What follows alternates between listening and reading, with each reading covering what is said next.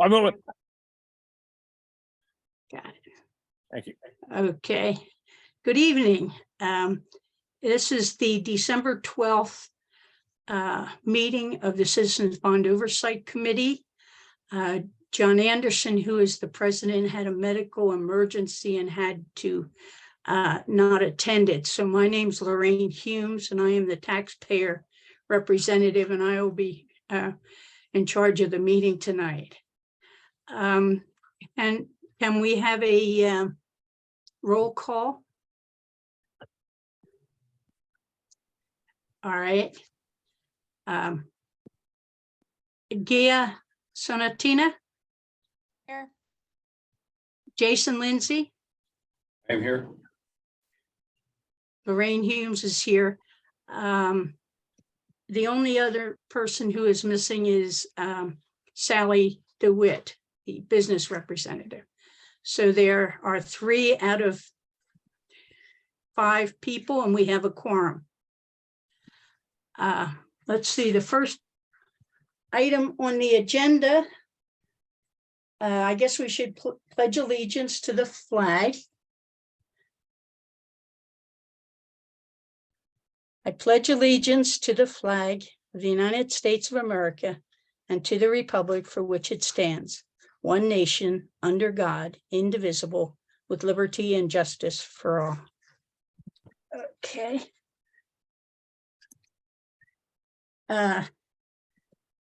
Does anybody want to pull anything from the agenda? Is that, or do we have public comment first? I'm sorry.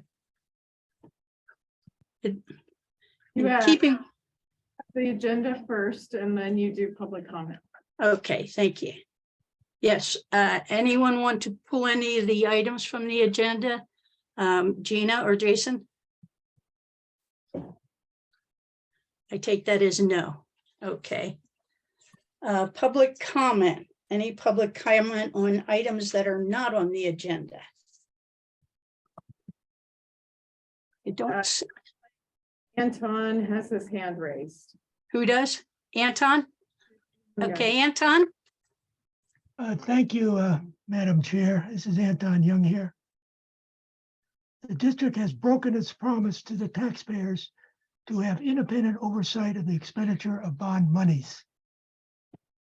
Bond measures D, E, and R, passed by the voters, promised that the CBOC would provide independent oversight of the bond expenditures.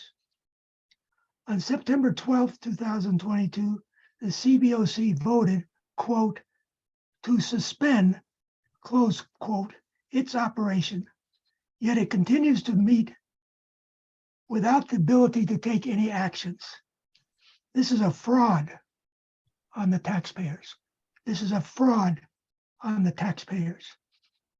Why are the September 12th minutes a secret? I have requested a copy of those minutes and have been denied. Those minutes have not been presented to the CBOC. The CBOC currently has 12 vacant positions. The CBOC has 1 vacant legally required position. Why have only 30 of the 112 flawed audit recommendations made over 5 years ago been implemented and verified by an outside auditor? Why isn't the CBOC informed of the progress on the audit, the 2 audits that are in process to verify the implementation of the balance of the 82 recommendations made over 5 years ago? Why has there been no follow-up of the CBOC's action on the June 30, 2021 performance audit, where you asked the state controller to provide an opinion whether the audit met the requirements of the California State Audit Guide, because they did not comment on a prior year recommendation in regard to the allocation of salaries? The district has broken its promise to the taxpayers. That's the end of my statement. Thank you, Anton. let's see, the next one is, are there any other public comment? No? Okay. The bond program status and financial reports. Do you want to present those now? Yes. Sure. Right. Good evening, everyone. Thank you for having us again to present. Trying to make it a little bigger. Present our project status update.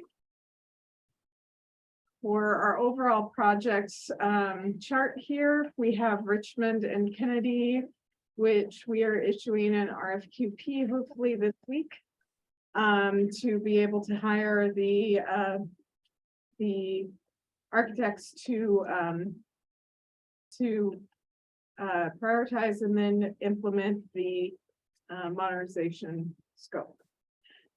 For design, we have Hercules and Shannon. Both of these are currently in DSA. Hercules is further along, and we have submitted responses back, or we will be on the 14th.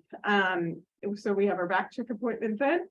And then we also have on Shannon, we have the comments back from, or we're expecting the comments back from DSA on it in late December. We have fire life safety so far, but the other two disciplines of access and structural review have not been completed yet. So we will be getting those comments back. We'll make the corrections and get a back check appointment for those once they come in. For procurement, we have Riverside playground improvements that we're planning on bidding this spring for construction this summer. Collins critical needs. We are kicking off in Cameron. We had board approval of the award of contract earlier this month, and so we're busy meeting with the contractor to establish schedules and get procurement rolling, because again, with these particular projects, the biggest thing will be getting equipment in with the supply chain. So that is our first and utmost focus, is getting everything ordered so that we can get this project rolling, or those two projects rolling. For Lake, we just went to the board and we're able to increase the contract. We have a presentation about that later in this section. And so construction is about to commence on both increments. And so we're looking forward to that occurring. And then for the construction projects, our E-rate is starting to get closer to finishing up. The equipment that we have been waiting for so long is starting to roll in. And so it has been installed at Knoll Middle. We've got a few others that are in the docket to be installed. So we're really excited that that's really wrapping up a little later than we hoped, but now that we have the equipment, we can finish her up. For the Kennedy Fields, construction's moving along there. Some pictures for you in a minute. And Pinole Valley, we have moved to closeout status. We have really finished all of the contract items. We're wrapping up little punch list pieces and getting through the closeout process with DSA. I see we've got Lorraine's hand up. Yes, on your HVAC projects, I know that the federal government gave money under the coronavirus for HVAC projects, and the California Bill 841 is supposed to be for HVAC. Did we get any of those funds? So Yes. 841 is CalShape, right? Yes, it is. Okay, so yes, we've applied for CalShape and we have received quite a few of our schools. So CalShape identified in their program priority school sites. We applied for all of those and received grant funding for the first round. And then they opened it up to all of the other schools. So we have also applied for the remainder of our schools, except for a couple like Knoll Valley, which just opened. And it's those are in process. So we're hoping here any day that we've received funding for those. But the first round is really just to install CO2 sensors and do assessments of the equipment. So it's not going to either fix or replace the equipment yet. The idea is that the second phase of the grant will allow us to do that, but they're requiring us to complete the first phase before we can apply for the second phase. Thank you. That's all I have for that part. Any other questions on this chart? Don't see any other hands up. Okay, good. Thank you. So Kennedy, here we go. So the front of the stadium, if we're getting the new curb and ramp systems so that we can be more accessible than previously. And you can see a line of fence post here. So the fence will actually be pushed back so that there'll be a sidewalk area for queuing, which was one of the site's concerns, as well as DSA, that we really didn't have a place outside the fence for people to queue while they were waiting to get in, or walking from the parking lot that wasn't protected from the drive aisle. So that's what's happening here. We also, even though it's just off the picture, are doing some improvements to the parking, the accessible parking area to meet current code.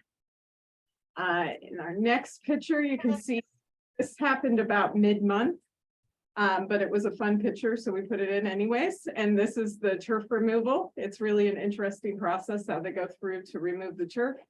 And so you can see them all rolled up here in this big mountain of turf at the end. So that's going in for recycling. And then this is obviously post the turf being removed. They were doing fine grading across the entire field so that our finished stone was smooth and level. They've already replaced the drainage rock over the sub drains on either side of the field to help improve our drainage. And you can also see here, this is the concrete runway that was installed for the pole vault. We have the discus throwing circle in concrete right here. We also had some issues with the sub asphalt. And so there was a process of re-leveling of the asphalt, that down a little bit, so that we have a nice even slope for the track surface itself. So all of it's being prepped.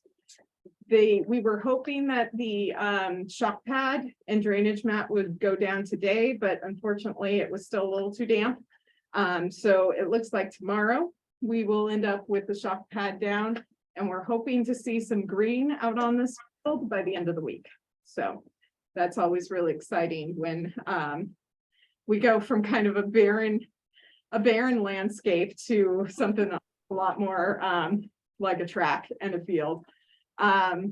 This is on the side. So these are the new long jump, triple jumps. So underneath the covers, there's sand in the pits. They still have to fill the sides of the pit with sand, but this is coming along nicely. We've got our concrete pad worked out.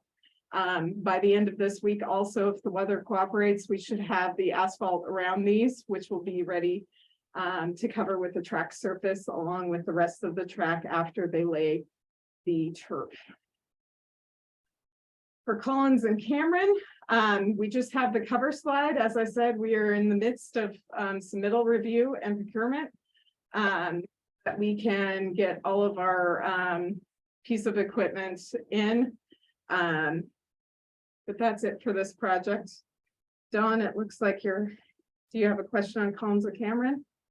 No, I put it up on when you're finishing up the long jump pits at Kennedy High School. You mentioned that you were going to fill in the sides with sand. Yeah. Did I hear that correctly?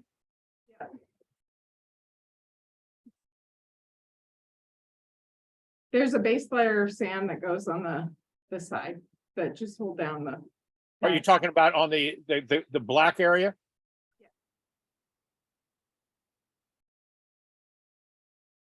Where your cursor is right now? Are you talking about putting sand in there? I'll have to double check the drawings, but that was what the contractor told me when I was out there. Okay, because typically on a long jump pit like that, when the jumper jumps and sand is sprayed all over, it gets on that area. You pull that up and sweep the sand back into the pit. You don't fill it up.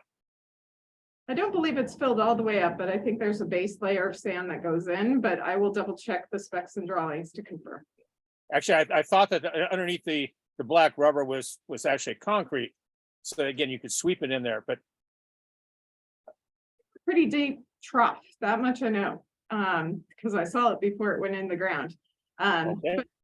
But I will double check the drawings and specs and confirm. That's what I said when I was out there, Okey-doke. but I will look into it further. And then Lake campus looks pretty similar to before. The underground work, you know, when we do underground work right, it doesn't look like we've done anything. So before the trench was filled, here is the fire water line coming in.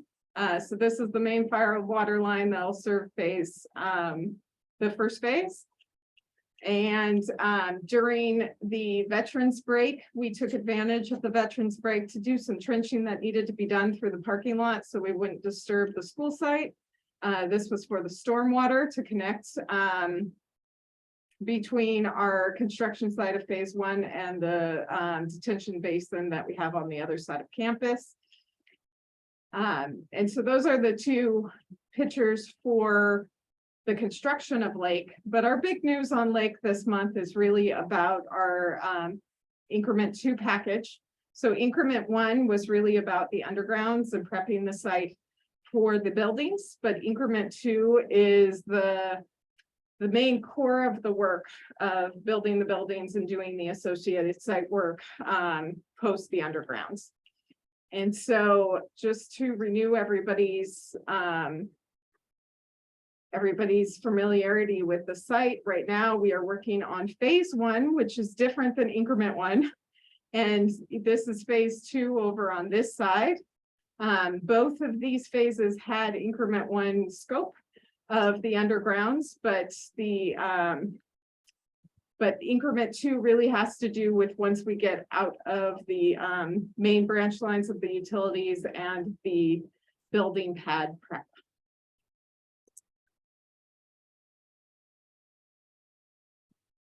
Go ahead.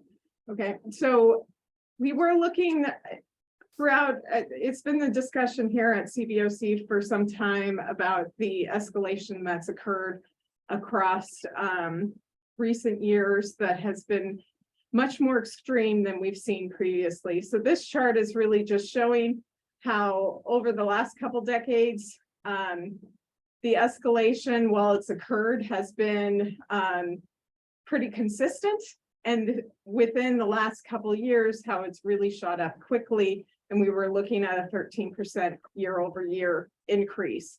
And so that has hit our projects across the board pretty hard. And when we start looking at material escalation, we could see it really obviously in Lake because of the procurement style that we have, because this is a design build. We are interacting with our contractors and our subcontractors a lot more throughout the design process. And so we had numbers for major portions of scope that we kept checking in with to try to stay in budget. And the amount of material escalation, which is shown between the gap of the blue line and the red line in this chart, really has taken its toll on the project and our ability to fund it. And so the bottom line is the cumulative of the line items above. And this is only a select portion of the project, but it really gives you an idea of how much escalation we have been looking at in this project. We did do cost mitigation measures to try to get as much scope for the dollar as we could. So some of the things we looked at and worked actively with our design build partner was really looked at the value engineering of materials and systems. These are things that are basically the same, it's just from a different manufacturer. And part of this is due to the supply chain components. Some things are more available, some aren't, some have particular materials within their manufacturer that makes them really expensive right now. So we worked hard to find things that we could switch out that really did not affect the value or the quality of our buildings, but gave us similar performance just at a lower price point at the moment. The second column, we actually did make changes to what material or system we were using. However, it had similar warranties, so it really, again, we were trying not to affect the quality of the project, but to find some cost savings where we can without affecting scope. We did have a discussion of scope reduction, so there are a few scope reduction items. We did consult with the school site principals about, or the principal as well as our educational ED about how to limit the effectiveness onto the project and onto the school site program. And so we did eliminate some of the covered walkways. However, we kept a main pathway through the buildings available that only had a small gap to get the kids to the NPR on rainy days. We also have the kindergarten that only has a small gap, but taking out some things that had limited effects on program, but had big impacts on budget. And so we went to the board on December 7th and we got approval to incorporate the DSA documents now that we are through DSA for both increments. We also incorporated the value engineering scope, creating $3.5 million worth of savings. We added teaching walls and MER 14 filters. The teaching walls were definitely a item that was a high priority for the school sites and really was affecting our FF&E budget. So it's more of a shift of money from soft costs to construction costs. But we're excited to meet the needs of our users and their input. And the MER 14s are just increasing our outdoor air filtration, which is another piece that's important and has only become more important throughout the last years. We are extending the project completion date and reducing the location and reallocating some of the contingencies. So within a design build, you have project and district contingencies built into the project. We're moving 2.2 million into the construction portion and out of the contingency. And then we're increasing the contract by 2.5 million. However, that's within the allocated lake budget. So on the reports, we won't need to change the allocated budget. We're just putting more of that money into the construction contract. So I see Dawn's hand up. Thank you, Ellen. I apologize, but for those of us watching on our computer screens, on some of your slides, the print is just too small to read. So maybe you could go back up a couple to your horizontal graph? This one? I think one more. This one. Perhaps you can explain on the two that are, sorry, I was using my own cursor as a pointer. That didn't work. But the two that were the longest, yeah, the bottom one and near the middle. Perhaps you can tell us what we're reading and seeing and.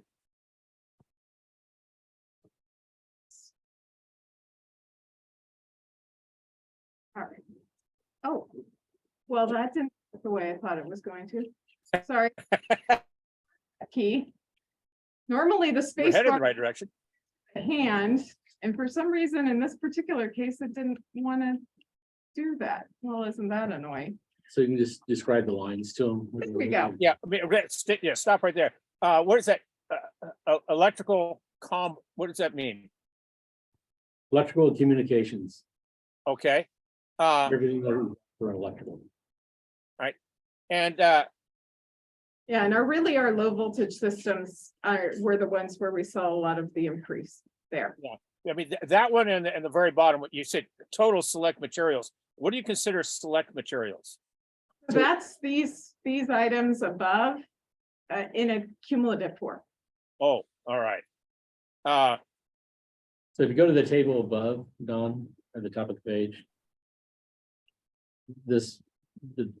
So where it says 10 million. Total cost Okay. of Good. 20.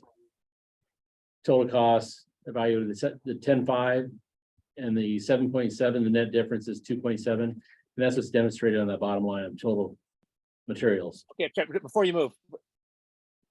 Can you go back up to that? What is increment 2? What does that mean? On the left one. So as I was describing, we have 2 increments within the lake, and we split it so that we could go to DSA faster. So our increment 1 is everything before you prep an inclusion of prepping for the building pads.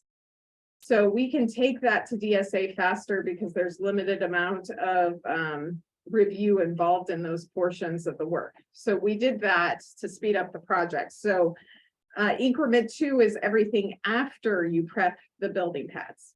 Okay, would I be incorrect in comparing that to like a phase 1, phase 2 type of thing? Just a different way of describing it? It's not incorrect. The problem is we also have phase 1 and phase 2. Oh, okay. We have 2 increments, we have 2 phases, and I know it gets kind of confusing, but we did it all for good reasons. But phase 1 includes both increment 1 and increment 2, and phase 2 includes both increment 1 and increment 2. But within a phase, you do have to do increment 1 before you can do increment 2. You need to put together a nice little YouTube video so we can explain all this. You gotta remember, we're not working there every day on this stuff, so it's all just thrown at us real quick. So thank you very much for your help on that. I'll back off and let you get on. Okay, so I know that particular part, we try to be really clear when we communicate, but no matter how you communicate it, it's a lot and it's confusing. But it really did help the project, so it was worth it. Ellen? Do you have a question, Lorraine? Yes, I just, would you go back to the cost mitigation page right above this? Yes. Yeah, so what you're saying here is you saved in each of these 3 sections, the amount at the top of the column, and if you add them all together, you get that 3,559,000, et cetera. Is that true? If you add those 3 up, you get that total Yes. cost mitigation amount. Is that correct? Yes, that's correct. Okay, now on the next page, that talks about the second box there, mitigation 3.5 million. It said you increased the contract amount by 2.5 million. And the reason you can do that without costing more is because of that mitigation. Is that what you're saying? So we did the mitigation we had an overage of almost 7 million.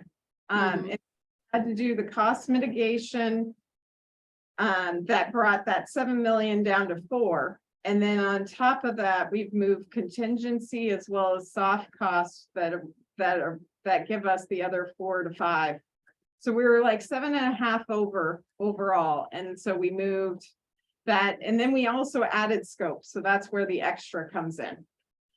So we reduced the amount by 3.5 by doing cost mitigation measures. And then we've added to the contract another 4.7, but part of that is about a $500,000 of additional scope that was really important to the project.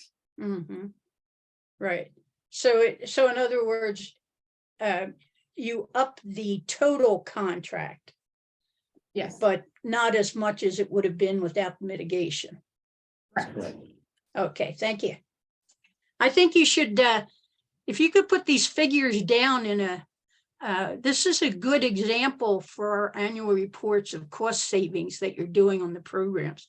I want to applaud that. And if you, I'll send you an email. Maybe you can give me something and we can put that in the annual report next time. Absolutely. All right. Okay, so if there's nothing else on these slides, we also have included, of course, our construction newsletters that review basically the same information that we've already talked about. We also have included our project status updates that again review these pieces. This is dated December 1st, so it was before we passed our first change orders. We do have change orders that were passed on the 7th and then we have a no cost time extension on the 14th coming forward. So this chart will change next month. For that, we do have outstanding PCOs that have to do with some of our low voltage undergrounds that we thought we had existing pathways that would work for it, and it turned out that was not the case. We also had a few grading issues, like with the track surface that I talked about. We had to bring out a planer because once we took the main track surface off, it wasn't level enough, so we needed to do some work on the sub base. So we have done some various things, so you're going to see those come through in the coming months. But otherwise we're moving along with contracts. What really pushed it out was the scoreboard. So that was the no cost time extension, is that our scoreboard is ordered, but not coming as quickly as we'd like it to. It was the first thing we ordered. It was going to be a challenge, but even that didn't help us get it within the project schedule. Lake, as I was talking about, we have the two contingencies. You see them listed here. These are going to change next month, so stay tuned. Those are the ones that we're putting, that we're pulling 2.2 out of. But otherwise, this information is pretty much what we've talked about. And then moving on with financial reporting.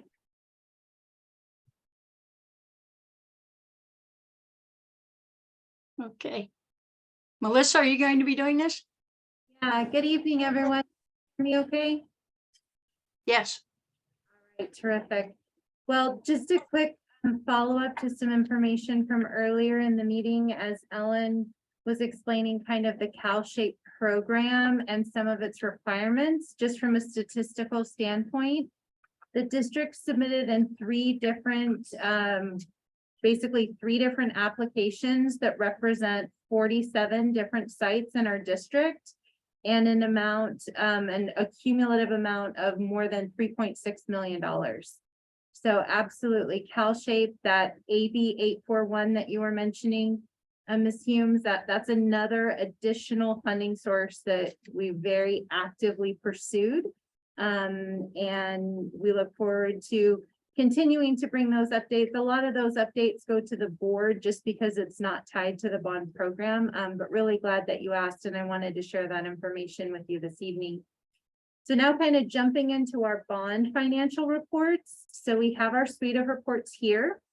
The first report that starts on page 32 of the packet, this is our overall bond program summary. So this has all of the projects for the history of the bond program going back essentially to fiscal year 0, and with a footnote for going back to 1998. And so this has a listing of all of our sites. Our active projects have an asterisk before them. You can see there kind of with the Fairmont Critical Needs and some of the other projects. So we're going to now jump to page 37. So if you're looking specifically for a project that is part of our 2016 facilities master plan, we improved our reporting and the level of information that we could provide, and we're tracking our 2016 facilities master plan implementation separately. So that's what leads us to the Lime report. And so these projects are included in the first report that you see. So this is just a subset of the 2016 facilities master plan. And so you can see again, right off the top there, that's the Cameron project that Ellen was talking about a little bit earlier, that you'll be learning a lot more about over the next couple of months as that project gets going. These financial reports in particular are through Halloween. So these are through the end of October. So some of the activities that you're more familiar with that happen in the month of November will be in the next suite of reports that you'll see. So just kind of a reminder about the data date for these reports. But throughout this report, you can get an update on the 2016 facility master plan projects, including Cameron and Collins and Lake, as Ms. Ellen was presenting. So then kind of jumping over to page 39, we get another subset. And so this last specialty report is Measure R specifically. So for Measure R, our most recent bond measure, we have just one project board approved budget, and that's for the Kennedy High School fields, bleachers, and press box project that Ellen was sharing about earlier tonight. And so you can see this project is also separated specifically as our Measure R at this time. So on the next page, report 13 begins. And so report 13, this first page of report 13 is basically your place setting. This is the overall summary of the report with notes along the right-hand column. Each one of those numbered notes refer to specific sections back in the report with a much greater level of detail. One of the things that I very much look forward to sharing with you at the next meeting is an update on this report that'll reflect the update in the state funding and how we're able to not only increase the number, but move it into this specific reporting period. We do expect to receive those funds before the end of this fiscal year, but those actions took place in the next period. So you'll see them on the next report. The last thing that I'd really like to share with you is on page 45, and that's really that our burn rate increased kind of significantly this month. So you can see we had a burn rate of 3.48 for the month of October.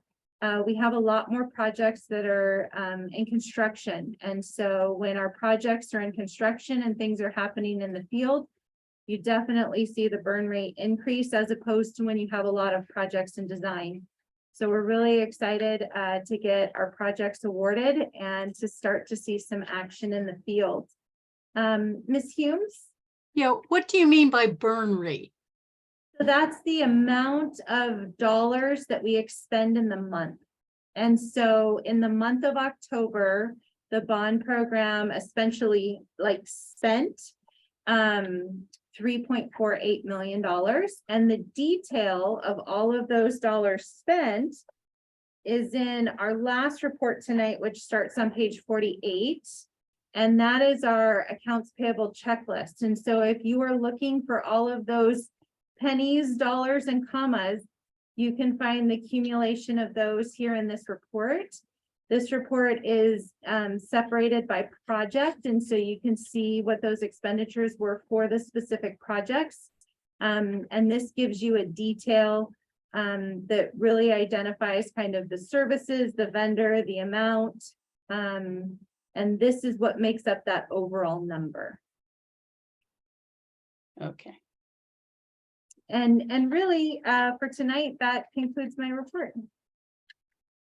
I do have a question on your note 5 of the report 13. Yes, You could pull that up. that's on page 43. Yes.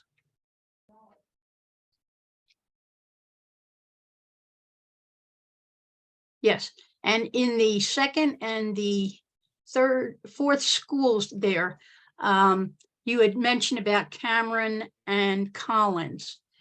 And this report is as of October 31st.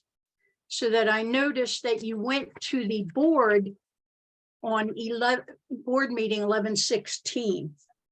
And you asked an increase in those.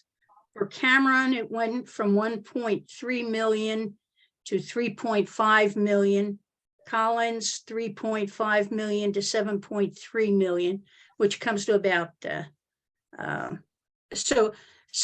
in that request, you have the statement, increase the bond funded budget will decrease the available bond funding associated with the WCCUSD Long Range Facilities Master Plan.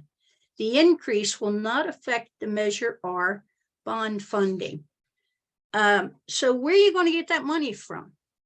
It's got to come out of the 2016 master plan. And as you know, the budgets are pretty close, and with increases in funding for materials, et cetera, you're increasing these budgets. Where are you going to get that money?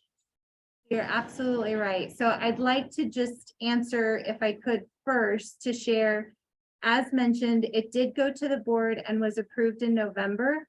So in next month's suite of reports that'll be through the end of November, you will see reflected here in the current budget column, those numbers as you shared. And Ellen, if you could just scroll down for me quickly. For those that are looking for the full, down to the next page, the full kind of historical log of the budget changes approved by the board, it's in this box here where we'll identify the sites and the change to the project budget. And so you'll see those new items appear there in next month's report. So I just wanted to share that. I think it's an excellent note that you make. So that'll be in next month's report because it was part of November's activity. So in regards to where those funds came from, so part of the 2016 facilities master plan identified that there's some strategies associated with ensuring that we have enough funds to cover the intent of the 2016 facilities master plan. And so one of the major contributors to that difference has really been all the state funding that we've received. Mm-hmm. So those state dollars, when they're approved by the state allocation board, they're sent to our district, they go into Fund 35, and then they're transferred into the bond fund because it's the state dollars that we've applied for based on the local bond dollars that have been spent for the projects that meet those very specific kind of funding categories that are offered through the school facilities program. And so really those dollars are coming from those state dollars. Okay, I know Sally has said this several times that we should really know where these back funds are, these, and I know in report 13, you do have your application for different state funds and when they come in. Would you consider having some way that we can see that it's in there? You know, whether wherever you're getting your money from, if it's from the federal government, it would be like a surplus fund or something, because it does affect the bond funds, because it's less money we have to spend from the bond to do the construction. And it just tells us that we're not just taking your word for, oh, we've got the money, don't worry about it. We can see where this money is coming from. Does that make sense? Absolutely. So, excuse me. Ms. Ellen, if you can go to page 42. So note 4 of report 13 is dedicated to the state facilities program and the grant dollars that we apply for and receive. Yeah. And so these are snapshots because this is part of the overall cover sheet of report 13, and it identifies when we expect to receive those state dollars as they move into the bond fund. So This is going to be updated in next month's report because we do have another approval from the state allocation board. One of the things that we heard from the overall board, maybe it was about 2 months ago, was they wanted to hear about kind of the funding more broadly. And so that's a presentation that we'd love to bring to the CBOC too. And maybe we could bring to you kind of, this gives you a snapshot of what's out there and what's been recently approved.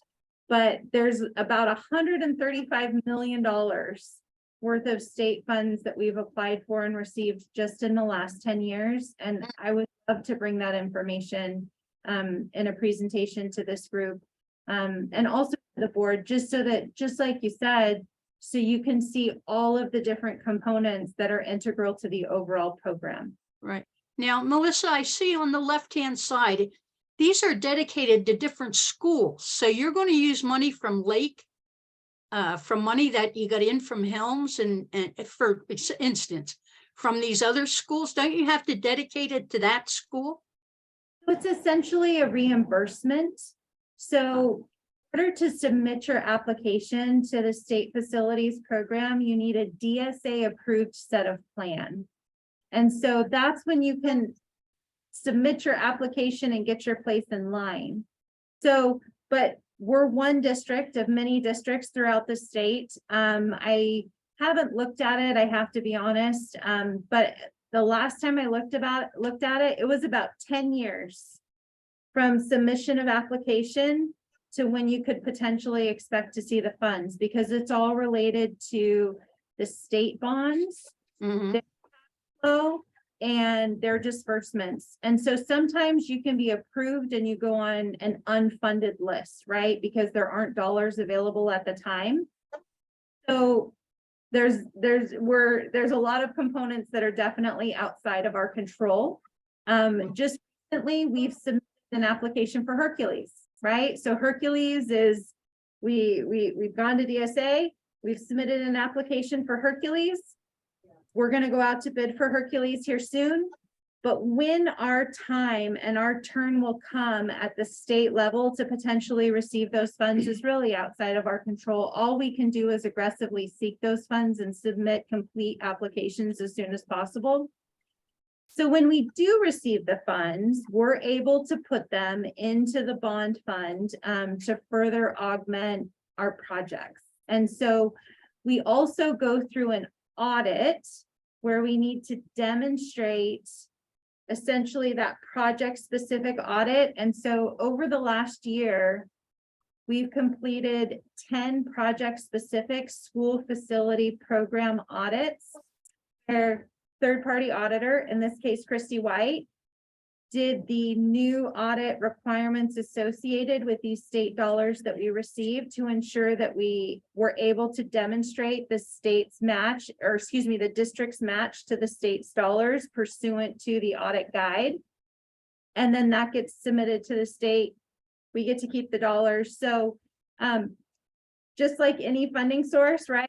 You apply for additional dollars, you receive those dollars, got to complete the audit associated with those dollars. And so, again, I'd be happy to bring a broader, wider picture of the overall kind of district's portfolio, I guess you could say, of the state facility grants, because it's really been what's covered the gap between the 2016 facilities master plan and some of the budget increases that you've seen that are kind of detailed where we started on page 43. Right. Now, one other thing, how about when you put in for a change order and you say it's going to come from 21, how about stating where that money is coming from? Where's the 6 million? You could say this fund, and we're going to take 6 million out. The balance is presently such and such. So we know you've got money in there to cover it. So we do that in our board crises. Excuse me, sorry. So we have a couple of different crises that go to the board. We detail these crises and the financial impacts in our bond program management plan. And so it can it can be represented in a couple of different ways. You mentioned change order, so I'll follow that example. In our change order table that goes to the board, we identify the actual account code. So the general ledger account code that identifies Fund 21. And the next 4 digits are the resource, which identify which bond measure it's coming from, and then the additional account code.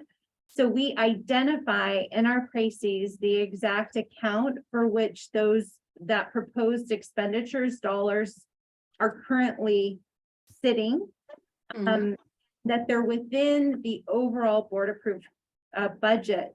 So in the example of Cameron and Collins, we couldn't award that contract without the board's approval of increasing the overall project budget. So we can't propose any expenditure greater than the board approved budget. We stay within the board approved budget. And if the dollars in the board approved budget can't cover the proposed expenditures or the award of the contract, then we seek that budget increase.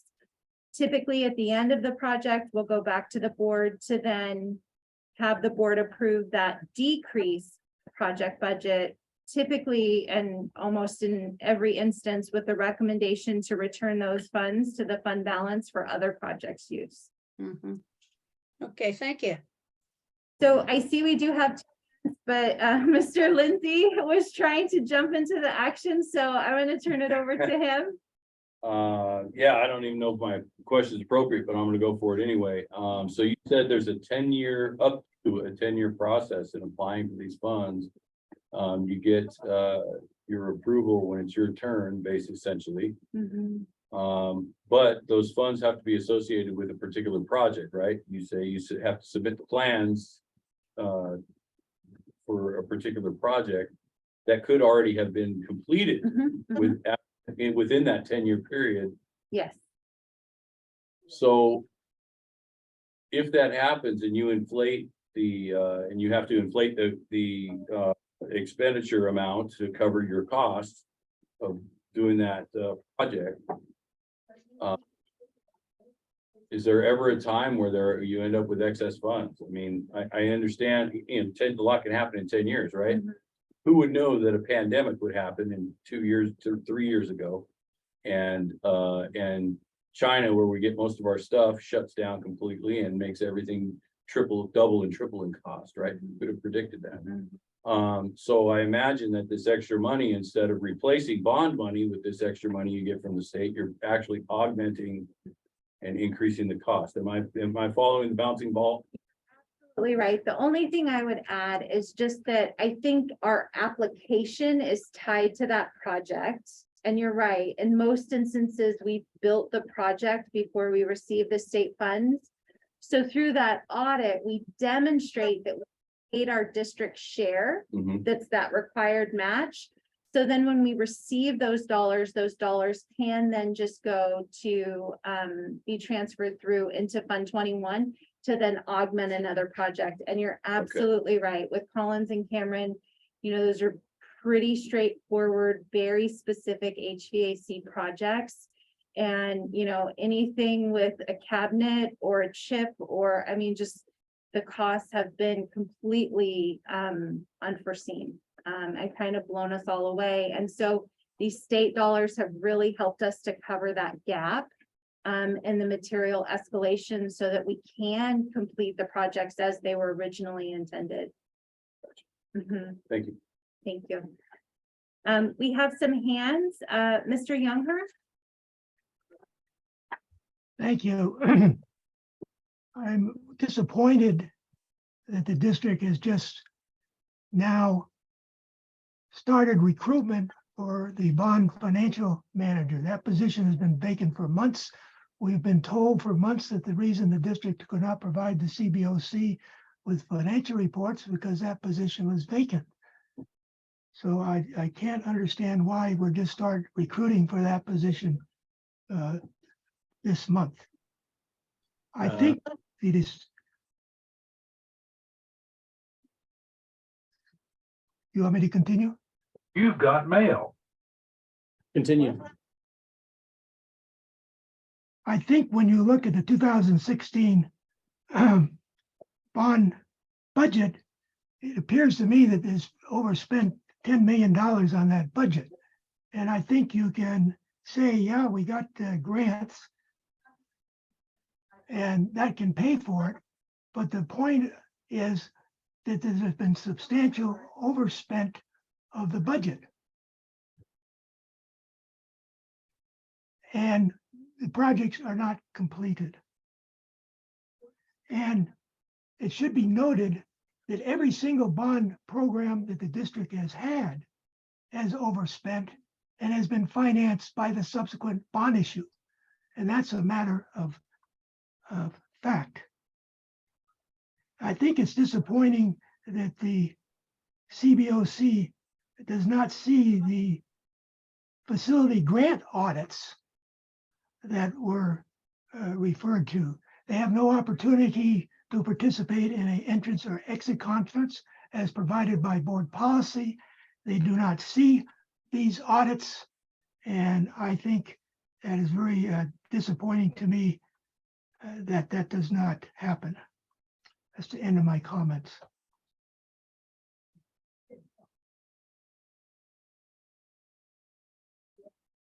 Mr. Gosney? Thank you. This is my comments are in regards to the $135 million that was mentioned earlier that we got from state and federal. And this is not necessarily for those of you that have been around on the CBOC or with the bond program for a while, but we got a lot of new people here that may not be aware. But due to the foresight of former board president Charles Ramsey, we had a lot of plans that were drawn up and went through DSA so that our schools were shovel ready, and that moved us to the front of the line for a lot of these programs. So you're not even just talking 135 million. That 135 million is just back 10 years. You go back even further than that. I mean, my recollection is closer to 180 to 200 million dollars, but I'm not going to quibble over numbers. The point is that we essentially, I mean, you could you could build an elementary school for a lot less back then than you can right now. So we have about 3 of our elementary schools that we got for free because we had done the planning in advance so that we were shovel ready. While other schools would apply for these grants and have to wait while they got their plans approved, we were ready to go. So they got the checks, we built our schools. Those are schools that we never had to pay for ourselves, at least not directly through our bonds. But it's important to learn about that kind of stuff. It's getting that free money from the Fed and the state works to our advantage. So we can do everything we can do to push that. That's a plus for us. I'm glad to see that that Louis and Melissa and the rest and Ellen and the rest of the team are all pursuing this. And we're all tired of paying our taxes. So anything we can get for free is a good thing. Thank you.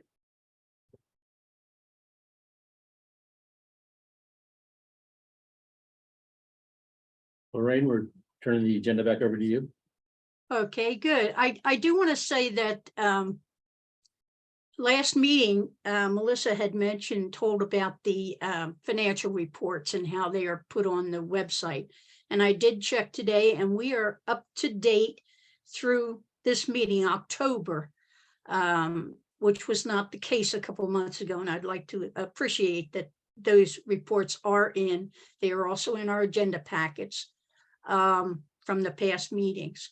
We just have, this is October, November's should be in for now, but it'll be in January. Is that what you're saying, Melissa? Yes, that's correct. Okay, so we'll have November and December in January. I will check on that, but that's a great plan. Okay, sounds good. Thank you. Okay, so now for the part of the agenda where we play catch up or find out the status of different programs. This is under the agenda FG. Status of applicants for CBOC. Louis, could you tell us any more how that's coming along? Actually, we received one today, so we'll be reviewing that application and forward it on to the chair. Good. Now, I do want you to be aware that come March of next year, Sally's 3-year term will be over. So that's another key, one of the 5 places that we will lose. And my term will be over. I have not decided yet whether I'm going to reapply or not. So keep that in mind when you're thinking of your application. And at one meeting, you said I had sent you the San Diego taxpayers platform where they were talking about recruiting, and they mentioned all these different professional groups. And I think you said at the time, we can't do that. Why can't you ask them if they have any people that they could suggest for this, for volunteering for this assignment here? I don't recall, I'm gonna ask them. Would say that we were working with our communications officer, Ms. Sanders. She did put out another notification for recruitment of members and most recent communication out to our school parents and our community. And we'll continue to try to get that word out through other forms of media. And so we're working with her very closely to try to make sure we get more information out there to try to help recruit. One of the problems I see is that we need people with expertise in project management, Sally's going to be leaving. She was a project manager for Chevron. When I came on the board, we had someone who was had a partnership in a firm that did forensic auditing. We had CPAs, and we don't have those kind of people now. We have John, who was an engineer, but that was for large civil projects. We have Jason, who is familiar with the construction site and all, but we need people of that caliber. And just sending, I understand you send it out to the schools because you want someone who's a parent or a guardian or a PTA person. I understand that, but we need more high-tech people on the board. And so I just wish you would consider that. Where you can you get someone to hire somebody to help you get applicants? You should have a whole list of people to go that you could go to. So anyway, that's a suggestion. Okay, let's see. The status of the, I have my hand up. oh, I'm sorry, Anton. Yes, Anton. Question, is the district accepting applications from prior CBOC members? Yes. That you. I think, I'm sorry, I think Louis said yes. I didn't hear the yes. Yeah, I talked over it, I think. Anything else, Anton? Thank you. Good. Any other questions? Anybody from the committee have questions? Okay. The next item is the bond financial and bond audit performance audits for FY21. I know you took it to the board, and I think at the last meeting I had mentioned about, it says in the ed code that we have to get any and all findings. We should get a written reply. And I had asked Louis if he could ask if they could get that rapidly, just saying we got it, we accepted it, etc. So now we know the status of it. As far as putting the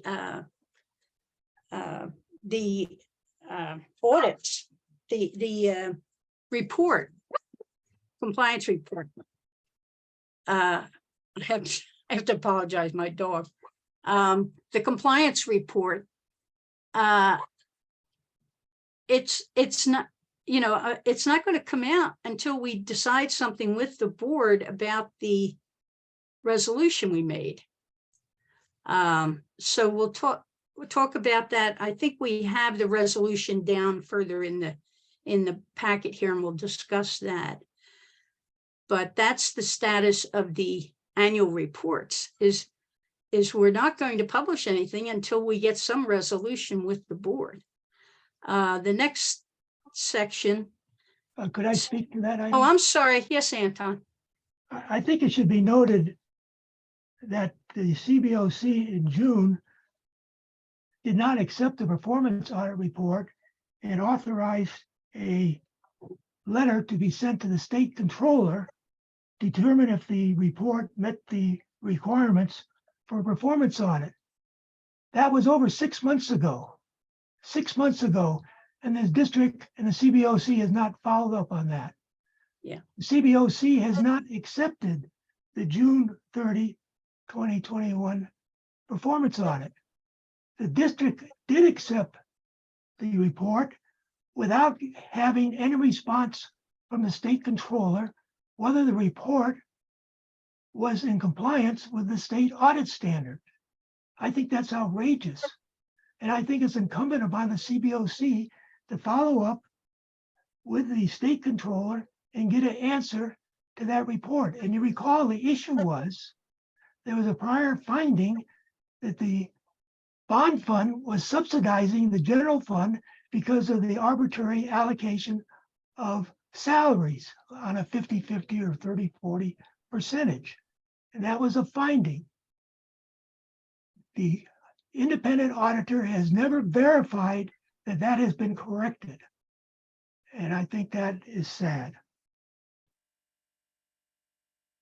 May I answer that? Yeah. The audits did not state in the scope that they were going to look at it.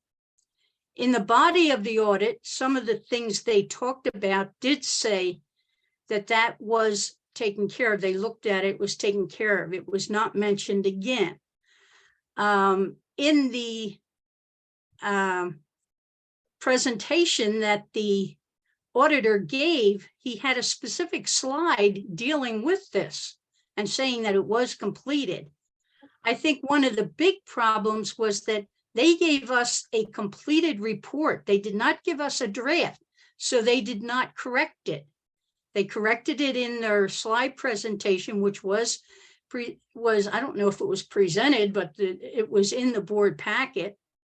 In the board packet, also the financial, facilities had a report stating that we did send it to the auditor. And at the date, they gave a date on that, we had not heard anything. I have asked John about that. He said he has not heard from the Secretary of State, but you are right, we do have to follow up on that. Anything else, Anton? Well, it's not the Secretary of State, it's the state controller. I'm sorry, the state controller, you're right. A PowerPoint slide is not an audit. The audit standards require an auditor to comment on a prior year audit in the audit report, not in a PowerPoint slide. I would suggest that somebody get on the phone tomorrow, call up the state auditor and ask them why I haven't got a response. Or perhaps the district has already got a response, but they're not making it available. In any event, it's not a done deal. The CBOC has never accepted that report. That's one of the statutory obligations of the CBOC to receive and accept those audit reports. I would suggest somebody get on the phone tomorrow. Do we, does the law say we have to accept it or that we receive it? It says receive and accept. It's got to be in the minutes. Okay, and if it's in the minutes, it means you accepted it? Well, if the motion says that. Well, I don't think we did make a motion to accept it. I know you didn't. You did not. You Yeah. did not make a motion to accept because the audit report was not compliant with government accounting standards. And you asked for the state controller to give you an opinion whether that was correct. Yeah, I thought I had looked at the law and it just said receive. It didn't say accept, but I will double check on that. And I will ask Louis, maybe you can find out if the board did anything further on it. I don't even remember hearing a presentation being given by the finance or by the facilities committee at that meeting. Did you give your slide presentation? It was presented on November 2nd to the board. Okay, okay. All We're right, just minutes to be posted for the board and give you your response. and I did accept, I remember that they asked if there were any questions, and there weren't any questions, but I don't even think they said I didn't think they voted on it to accept it or not. It was just to receive it. Just to receive it, okay. I will check the law on that. Let me shut my door here. Any other question? George, be quiet. I don't see any other questions. Okay, right with you.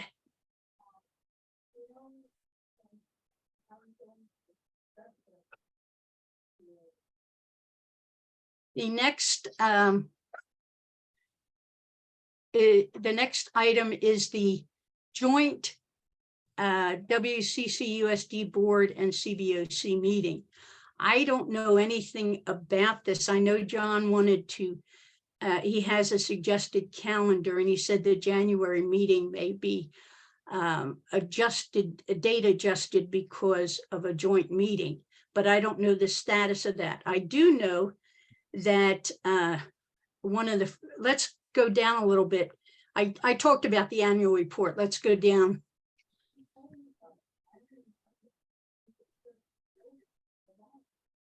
All right, keep going, go down, keep going to the resolution. I know he has the resolution in the packet. I think it's the first, this is it right here. Yeah, right here. Now, for Gaia and Jason, I don't think was at the meeting. It was just John, Sally, and I, and we voted on this resolution. And it says down below, keep going down. Keep going down. Here we go. Hold on, up a little bit. Number 2, it says effective immediately, after adjournment of the meeting in which the resolution is approved, all operations of the WCCUSD CBOC will be suspended until such time as WCCUSD's Board of Education does the following, and it's to say it's independent. It would be, they would accept the board policy. We got a letter back from Lewis, and the letter stated that it was the district's response to our resolution. It was not signed. Lewis, did you write that for the district, or did one of the board of trustees do it? I'm sorry, I can't. It was submitted by the district. Well, who in the district? You, because you signed it. Yes. Who wrote it? It's overseen by my department. So you can say I wrote it. You wrote it, okay. Did you get direction from the board to, let me read the beginning of the statement on it. The West Contra Costa Unified School District Citizens Bond Oversight Committee was duly established by the district's governing board of education in compliance with all applicable legal requirements. As a committee appointed by the board, CBOC members do not have the authority to suspend committee operations. This notice is provided to confirm that in accordance with the purpose, parameters, and regulations applicable to this committee, the district will continue to schedule and conduct CBOC meetings until the board provides direction to staff to proceed otherwise. This will ensure continued community oversight and reporting of board revenue expenditures and best serves the purpose of the Education Code section 15278 and the interests of the community served by the district. And then it goes on further. it seems like it came higher up than from you, Louis, because they are speaking for the board here in this response. I don't think they have the concept. If we don't have committee members here, we don't have a meeting. The staff does not run the meeting. The staff gives reports to the committee. So, John, when we're talking about a joint meeting, I think we definitely need a joint meeting with the board. And to take care of this, we're sort of like at a standstill to get over this point. And also to catch up on the FAI, and other items that we have, the board policy, the audit, so that we can talk about these things between the two of us. So I'm going to suggest to John, because he seems to be the one that's talking to the board about the joint meeting, to have a meeting so we can clear the air on this and move on. We've had some, since this resolution was put, the financial reports have been put up. We have one person that is new to the committee. So we are making progress, but we've got to talk about this. So I'm going to make a suggestion. I see a couple hands raised. I don't know who went first, Anton or Don. Either one. Anton. Don. Anton was before me. Okay, Anton. Wow. Thank you, Lorraine, for making public this secret letter. What is the date on that letter? The letter is September 11th, 2022. And if you go down a little bit, you see our resolution date. Move that up just a little bit, is September 12th, 2022. So that letter came out before the resolution was passed. Well, no, it stated the same date, actually, or the 13th. I'm sorry, I didn't read it right. It was the day after. 13th. Yeah, and the Well, email thank you was for sent, making that- the email was sent on the 14th. Well, thank you for making that letter public record. I think we should put all our resolutions on our website, and we should put this letter on the website. Absolutely. Yeah. I think that is outrageous. I think it's an attempt to stifle the CBOC. I would suggest you send a copy of that letter to Dan Bornstein at the East Bay Times. I think that is an incredible letter. It shows the intent of the district not to have a functioning CBOC, which is contrary to law, but more important, is contrary to the promise that the district made to the taxpayers when they passed the bond measures. I also would note that on Wednesday's board meeting, there's a schedule for the board meetings for the next 12 months, and there's no board meeting on that schedule, a joint meeting with the CBOC. I would also note that the board policy on this matter requires 2 semi-annual joint meetings with the CBOC and the board, and they have not done. I think it's the district's intent, by not filling members of the CBOC, by not providing information, to have the CBOC go away. Mhm. We don't want to bother with the CBOC anymore. We won't appoint any members to it. We won't follow up on the audits. For years, the district has been delayed the audits to see if the forensic recommendations were implemented. 82 of the 112 forensic audit recommendations made over 5 years ago have never been independently verified as implemented by a third-party auditor. I think that's incredible. And I would suggest the CBOC call up Moss Adams and ask them how the district has stalled month after month in giving them the information that they need to do the audit. Why is the audit so late? We've been promised those audits a year ago. I think this is outrageous. And I think Lorraine, as the chair for tonight, I think you should call Dan Bornstein up tomorrow, give him a copy of that letter. And I will also send it to him if you send it to me. Well, I'll see about getting it posted on our website, and then you can do with it what you like. But I have talked to Don. But Okay. anything else, Anton?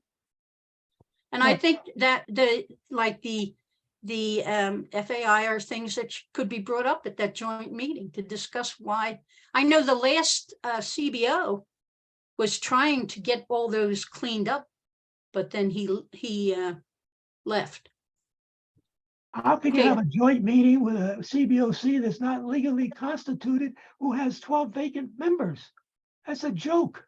Yeah. It would be a joke to have a joint meeting.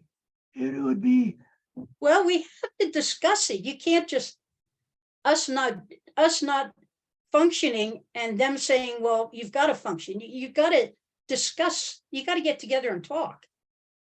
well, I noticed can't- you missed item I, which is the status of the approval of the board of the policy. Oh, I'm sorry. And your resolution, I think the way you would start having a joint meeting, the board would approve a policy that makes the CBOC independent. And then you have a sit-down meeting. Mhm. Right now, the policy that you're operating under and the proposed policy does not provide for an independent CBOC. And I've asked 5 different lawyers that question, and they all agree. I would suggest go ask Adam Ferber, your prior lawyer, if he thinks you have an independent CBOC. Right. Now, we are still working under the other board policy where we did use Ferber. Can we, since they haven't approved a new policy, a revision of that policy, does that still stand? Mr. Ferber is retired. Pardon? Mr. Ferber is retired. Oh, okay. But the fact he's retired, you can still call him on the phone tomorrow and ask him for his opinion. Right. Okay, thank you, Anton. Don? Thank you very much. Yeah, first, with regards to the joint meeting, I met with Dr. Hurst last Friday morning for a couple of hours, and he confirmed to me that there is a joint meeting scheduled for the 18th of January. Oh. Okay. It may not be on any kind of calendar yet. I just don't know, but he did confirm to me. So I'm pretty sure that it may be happening. I am disappointed to learn that the CBOC has been in possession of that letter for 3 months. And we are just now learning of this letter. I would hope that the CBOC would post it in next month's agenda, especially for that joint meeting, because it's something that it should be discussed with the board members. I'm not sure that how much the board members are aware of your resolution and or this letter on there. So it might be just a topic for discussion on there. But the public needs to know about it as well. Just like Anton, I'm surprised that there was a response because this first we're hearing about it. Forget about the content as far as I'm concerned. At least there was a response. But the core issues of the resolutions still need to be addressed so that the CBOC feels more comfortable about conducting their business, because it doesn't do anybody any good for us to just have CBOC meetings where we're hearing reports from staff. I appreciate those reports. Trust me, I do. But that is not oversight as Prop 39 called for it. So again, just a suggestion there from somebody out here in the community. Thank you. Thank you, Don. Lorraine, Anyone else? Lorraine, can you hear me? As Yeah. of this confirmation for the joint meeting on the 18th. Did you just say that there is a confirmation? Right, we're bringing to the committee tonight. Oh, okay. Okay, great. Then we should, now, last joint meeting was a meeting run by Mr. Phillips. And it was more like, this is a district's meeting and you're invited. He was in charge of that meeting. I think we should have the chairman of the committee like we used to do. And Mr. Gonzalez Hoy work more together on the agenda. And I think, but I will let John know that it is set for that date. Thank you. Don? Since you brought up that last joint meeting, and I was the chair at the time. In the previous 20 years that we'd had joint meetings, it had always been a joint meeting where the chair of the CBOC and the board president worked together to set the agenda. And then they worked together and split up the assignments of who would cover each of the agenda items for the meeting itself. But on that meeting, President Phillips did not show up at the meeting for the agenda setting. And when it came time for the meeting itself, he ran it 100%. He even shut me down from speaking as the CBOC chair when I was trying to comment on the performance audit. He was insisting that questions be in one section, comments be in another. I pointed out that we had mine were mixed together in one sentence. And I asked him, which do you want me to do it at this location or that location? He demanded that I bifurcate it. I said, I can't do that. And so he just moved on to somebody else, refused to allow the CBOC to really participate in their joint meeting. It was a board meeting, and we were lucky that we were allowed to sit in the room. It was an embarrassing thing. I've talked to Mr. Phillips about that. Hopefully that in the future, we're not going to have a repeat, because it should be, this is the one and only opportunity where the board members and the CBOC members can actually talk with each other, to each other. Because currently, if you want to talk, you've got 2 minutes at the beginning of the meeting. It's a one-sided conversation because they cannot and will not respond. And that's not communication. That's certainly not transparency. I hope that with this next set of joint meetings, that we're going to see a different way of approaching things, where the members of the community are welcome at the table. Thank you. Thank you. Anton? I agree with Don. Joint meetings, the agenda should be jointly prepared. The backup documents should be jointly prepared. And this should be a workshop, not a meeting. If you're going to have a joint meeting where the public can talk for 2 minutes, I don't think that is a legitimate way to get community input. So I suggest it should be a workshop where you want to have dialogue and you want to try to come up with a solution that's acceptable. But if you're going to limit the public to 2 minutes and you're going to have 3 CBOC members there, I think it's a joke. Right. Well, we'll try to get a little more even this time. I'll have John listen to the tape of this meeting so he gets all the input that people have been giving. One thing, like Anton had mentioned about the board policy, one thing I want to ask somebody about parliamentary procedure. At that meeting, on the board policy,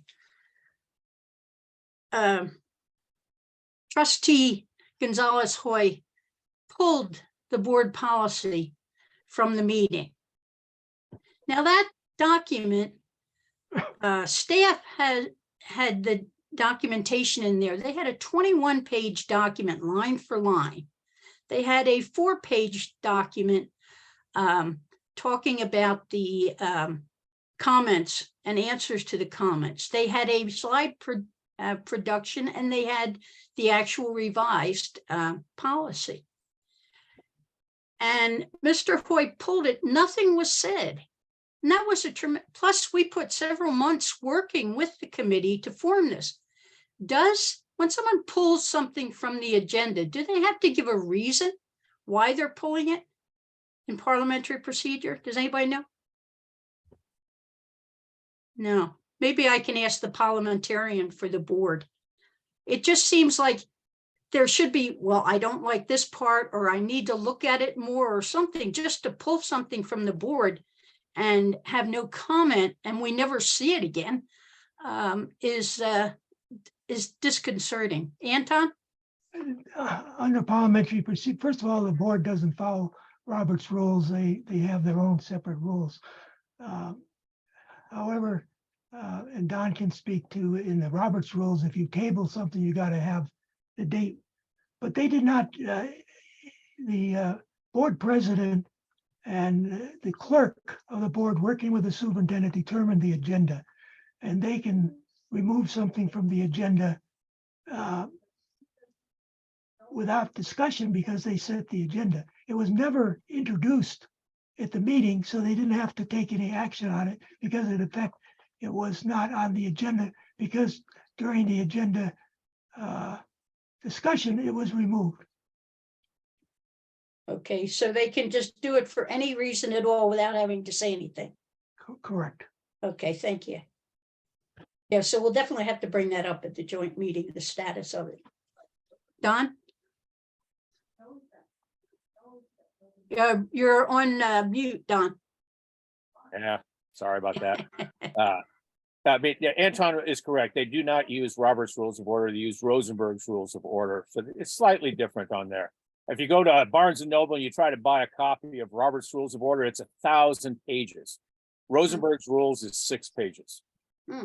Okay, it was devised by a professor at UC Davis to make it easier for elected bodies to conduct their meetings. Problem is, it leaves a lot of stuff out that have been developed in Robert's Rules of Order since they first started. By the way, I've actually got an original copy of Robert's Rules of Order from 1868. I'm not kidding you. It's a very small thing, and it's by far not nearly 1,000 pages. It's about 75 pages. But when you pull things off of an agenda, a lot of times it's because it needs to be rethought or it needs to be considered a little bit more. And I think that is one of the reasons why the board pulled this off the agenda several times, actually, just to hit the pause button to give them a better chance to review it and consult with other people about the specifics on it. It was never not to kill it. It was just to give them a chance because they had so many other things going on that was demanding their time. Contract negotiations. For 2 of them were facing a re-election. They just didn't have the time on that. So it was not killed. But it was just pulled so they could give it further consideration and be able to talk to other people about it specifically.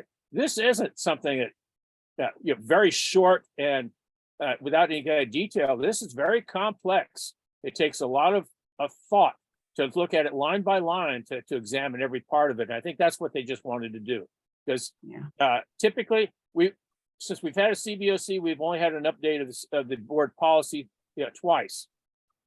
I was involved with both of those, and the last one was 7 years ago. So I mean, if they come up with a new board policy right now, quite frankly, it's just probably unlikely that we'll see a revised board policy even considered for another 7 or 8 years. And so I think they just want to make sure that they got it right this time around. I don't want to speak for them because I'm not on the board. Just my thought on that. From experience, you're talking. Yeah. Experience and my lengthy discussions with the board members. Yeah. Because I was talking quite a bit to them about this. So anyway. Okay, thank you. Anton? Well, Don is very charitable. The bottom line is that an independent CBOC cannot have their bylaws approved by the school board. It's a basic conflict of interest. How can you be independent when the school board will approve your bylaws and tell you how you will operate? So the bylaws you have now, you are not independent. The bylaws amendment does not provide for independence. The only way the CBOC can be independent that you approve your own bylaws, period. Mm-hmm. Yeah, they did have in the bylaws, they did have the stratification of one, the precedence is the legal term, then the bylaws of the district, and then the bylaws of the committee. So that is a part in there, but a lot of school districts have the school boards do the bylaws. They have their own set of bylaws on what the CBOC should do. So it's something that has to be addressed at a higher level than this, but we can discuss that sort of thing. Any other questions? Comments? Anything from Jason or Gaia? Okay. The annual report I spoke to, it's not going to be presented until we get the report from the CBOC and once we've decided about the resolution. Reference documents, we have our information log is in there. I don't think anything has happened since August. The revised minutes, do we vote on that at this time if people accept it unanimously? I'm asking a question. I think that's what we usually do. Do we have a voice vote on accepting the revised August 15th minutes and the November 14th minutes? Ms. Humes, I think on the CBOC agenda that's posted at the very beginning, it identifies that based on the CBOC's resolution, she'll not be taking action. Okay, yes, you're right. You're right. Thank you. Anton, you have your hand up? Anton? Okay, I'm sorry. You have it down there. Okay, you're right. Thank you, Melissa.